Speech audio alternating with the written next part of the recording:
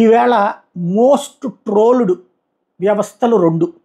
జాతీయ స్థాయిలో India today, my axis సంస్థని వైఎస్ఆర్ కాంగ్రెస్ పార్టీ వాళ్ళు ట్రోల్ చేస్తున్నారు. వాళ్ళు గతంలో ఫెయిల్ అయినటువంటి వాటిని లెక్కదీసి చెప్తున్నారు.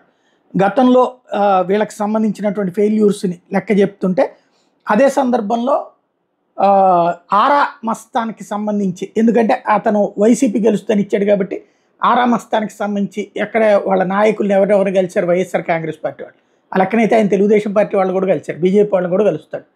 కాబట్టి దానికి వైఎస్ఆర్ కాంగ్రెస్ పార్టీకి అమ్ముడుపోయాడు అన్నటువంటి చెప్పేటటువంటి ప్రయత్నం చేస్తున్నారు.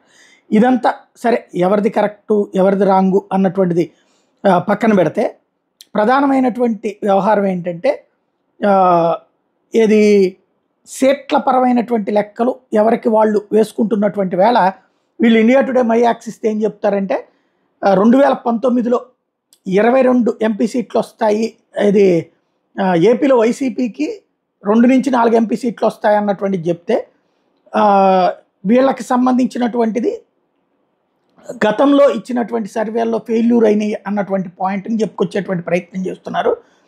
అందులో భాగంగా ఎక్కడ ఫెయిల్ అయినాయి అన్నటువంటి దాన్ని ప్రధానంగా హైలైట్ చేసేటటువంటి ప్రయత్నం చేస్తున్నారు. ఎవరి లెక్కలు వాళ్ళయ్యే కాబట్టి అందులో భాగంగా తీసుకొచ్చేటటువంటి వ్యవహారం.